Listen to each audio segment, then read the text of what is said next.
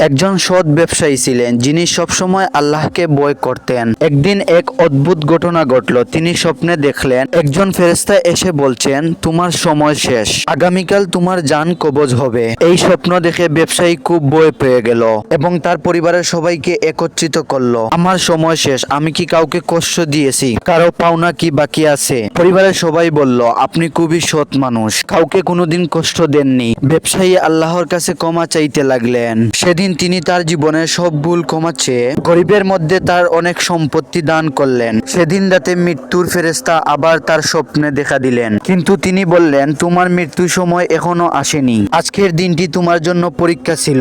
তুমি প্রমাণ করেছো জীবনে সৎ থাকা আর তওবা করা কতটা গুরুত্বপূর্ণ।